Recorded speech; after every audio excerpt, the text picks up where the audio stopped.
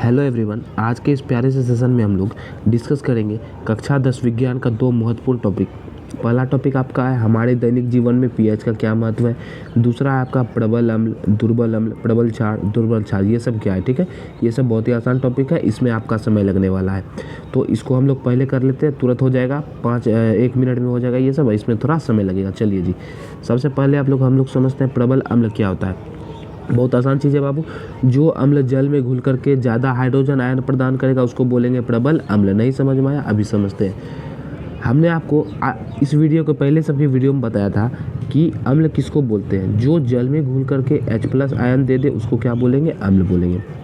तो जो ज़्यादा H+ आयन देगा, देखिए अब ऐसा भी तो हो सकता है कि एक अम्ल आपका कम H+ आयन दे दे, एक अम्ल आपका ज़्यादा H+ आयन दे दे। हो सकता है कि नहीं हो सकता है? बिल्कुल हो सकता है। तो जो ज़्यादा H+ आयन देगा वो ज़्यादा ताकतवर होगा, और जो ज़्यादा ताकतवर होगा उसको बोलेंगे प्रबल अम्ल। ताकतवर को तो बोलते हैं प्रबल। हाँ ठीक है, जो कम हाइड्रोजन आयन देगा उसको बोलेंगे दुर्बल अम्ल। दुर्बल मतलब कमजोर अम्ल। कमजोर अम्ल किसको बोलेंगे? जो कम हाइड्रोजन आयन देगा। प्रबल अम्ल मतलब ताकतवर अम्ल किसको बोलेंगे? जो ज़्यादा हाइड्रोजन आयन देगा। सीधी सीधी बात है। अब इसका एग्जाम्पल आपको याद रखना है, परिभाषा से क्वेश्चन नहीं बनता है बाबू, एग्जाम्पल से क्वेश्चन बनता है। पहला है HCl, उसके बाद है HNO3, उसके बाद है H2SO4। HCl बोलते हैं हाइड्रोक्लोरिक अम्ल को, HNO3 बोलते हैं नाइट्रिक अम्ल को, H2SO4 बोलते हैं सल्फ्यूरिक अम्ल को। ठीक है, उसके बाद समझिए दुर्बल अम्ल क्या है।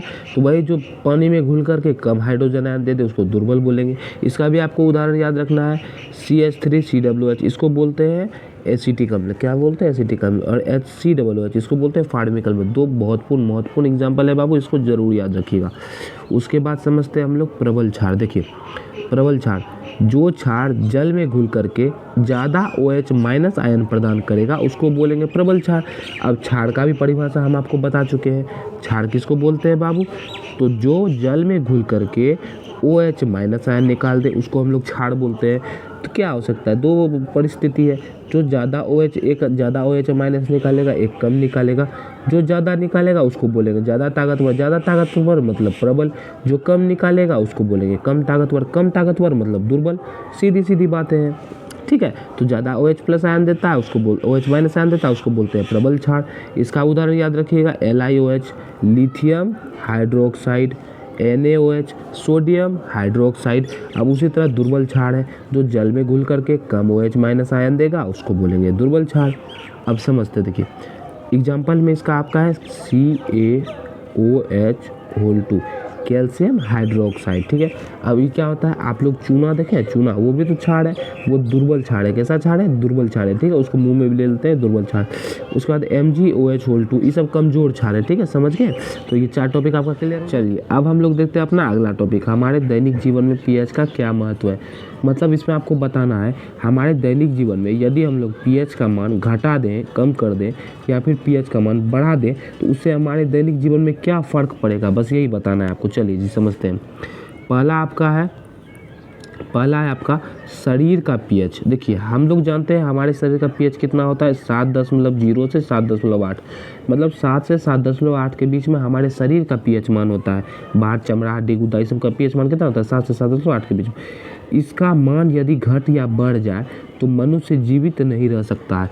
यदि हम लोगों का शरीर का पीएच जो है 7 और 7.8 के बीच से इधर उधर चला गया, मान लीजिए हो गया 8, 7.8 से बड़ा है ना 8 हो गया, तो हम लोग टैं बोल जाएंगे, मर जाएंगे। यदि 7 से कम 6 हो गया तो हम लोग मर जाएंगे।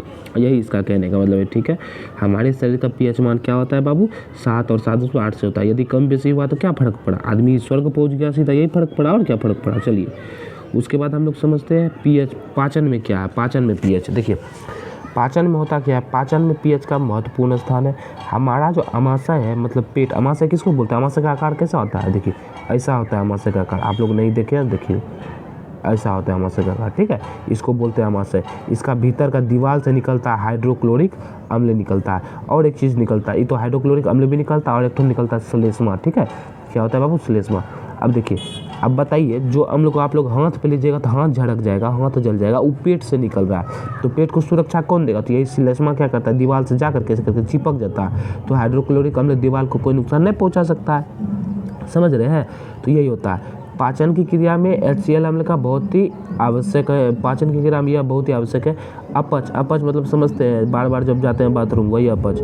आमाशय में अधिक मात्रा में अम्ल स्रावित होने लगता है, आमाशय में ज़्यादा मात्रा में अम्ल निकलने लगता है, जिसके कारण पेट में क्या होता है, दर्द होता है और जलन भी होने लगता है। ये सब जनरल लाइफ में आप लोग दैनिक जीवन में देखते होंगे। इसके उपचार के लिए क्या करते हैं, दुर्बल क्षार जैसे एंटासिड। देखिए एंटासिड क्या होता है, क्षार होता है। और milk of magnesia, milk of magnesia किसको बोलते हैं हम लोग आपको बता रखे हैं, MgOH2, इसको बोलते हैं मिल्क ऑफ मैग्नीशिया। ये मिल्क ऑफ मैग्नीशिया इसको क्यों बोलते हैं, काहे कि इसको जब हम लोग पानी में डालते हैं ना बाबू, तो ये दूध रंग का हो जाता है, मिल्क के टाइप का, मिल्क के कलर का हो जाता है, ठीक है। तो इसी कारण इसको क्या बोलते हैं, मिल्क ऑफ मैग्नीशिया बोलते हैं, ठीक है, समझ गए। तो इसका प्रयोग हम लोग क्या करते हैं, मिल्क ऑफ मैग्नीशिया का प्रयोग पेट के उपचार में करते हैं, अपच को दूर करने के लिए। दूगो हो गया। उसके बाद देखिए अगला है आपका अम्लीय वर्षा। अम्लीय वर्षा समझते हैं, जिसके वजह से ताजमहल जो है ना अभी अपना ओरिजिनल कलर खो रहा है। देखिए वर्षा जल का pH जब 5.6 से कम हो जाता है तो इसे अम्लीय वर्षा कहते हैं। देखिए वर्षा सबको जानता है, वर्षा होता है, वर्षा का pH मान कितना होता है बाबू, 5.6 से यदि जब कम हो जाएगा वर्षा का pH मान, तो क्या होगा, उसको हम लोग अम्लीय वर्षा बोलेंगे। इसका पानी जब नदी, अब बताइए वर्षा का पानी में जब अम्ल मिल जाएगा, अम्लीय हो जाएगा वो वर्षा, तो क्या होगा, अब अम्ल जब आदमी के शरीर पर टच होगा तो आदमी जल जाएगा।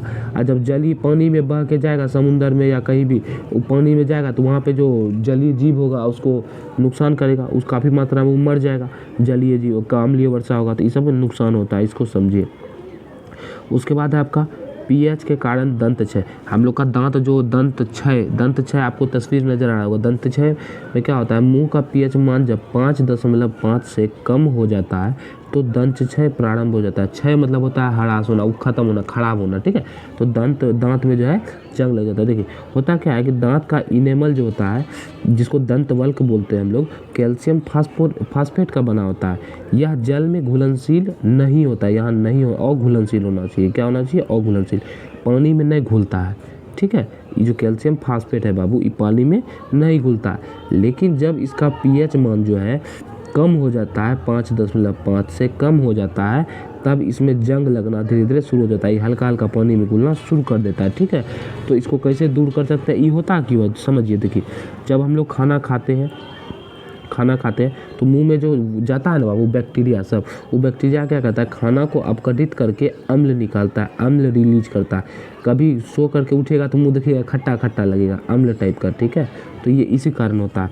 तो खाना के तुरंत बाद यदि हम लोग ब्रश कर लें, तो इससे हम लोग बच सकते हैं, ठीक है। अभी हम लोग 4 चीज़ समझे, क्या क्या समझे। सबसे पहले हम लोग पढ़े शरीर का pH 7 से 7.8 के बीच में होता है, ज़्यादा कम होगा तो मर जाएंगे। पाचन में pH हाइड्रोक्लोरिक अम्ल, अम्लीय वर्षा 5.6 से जब कम होगा उसको अम्लीय वर्षा बोलेंगे। pH के कारण दंत क्षय 5.5 से जब मुंह का pH मान कम हो जाएगा तो दंत क्षय होना शुरू हो जाएगा। एक और देख लेते, देखिए एक है आपका आत्मरक्षा में pH का महत्व। आत्मरक्षा में क्या महत्व है, आप लोग को मधुमक्खी काटा है कभी, मधुमक्खी हो या फिर चींटी हो काटा है, तो क्या होता है, उज्जलन, देखिए बाबू, उसका डंक के द्वारा अम्ल जो होता है वो हमारा शरीर में प्रवेश कर जाता है, जो अत्यधिक दर्द एवं जलन उत्पन्न करता है। यही अम्ल के कारण हम लोग को दर्द और जलन उत्पन्न होता है। तो देखिए वो है क्या, अम्ल पे यदि क्षार डाल देंगे तो ये कर देगा उदासीन, तो हम लोग को राहत मिल जाएगा। तो क्या करते हैं हम लोग, तो जैसे काटा उसके बाद क्या कीजिए, इस पर चूना जैसा क्षार का प्रयोग करके इसका प्रभाव को कम हम लोग कर सकते हैं। तो ये सब किससे, pH से जानकारी मिल रहा है ना हमको। तो ये 5 को हम लोग महत्व समझे। यदि आपका इसका PDF चाहिए तो डिस्क्रिप्शन में दिया हुआ है, वहाँ जाकर डाउनलोड कर लीजिएगा। और यदि आप लोग अभी 10th में पढ़ रहे हैं तो हमारे चैनल को सब्सक्राइब कर लीजिएगा, इस तरह के वीडियो हमारे चैनल पर अपलोड होती रहती है। तो यदि आपको क्वेश्चन समझ में आया है तो वीडियो को लाइक कर दीजिए, चैनल को सब्सक्राइब कर दीजिए और अपने दोस्तों में भी शेयर कर दीजिए। तो मिलेंगे आपसे अगले वीडियो में, तब तक के लिए जय हिंद, जय भारत।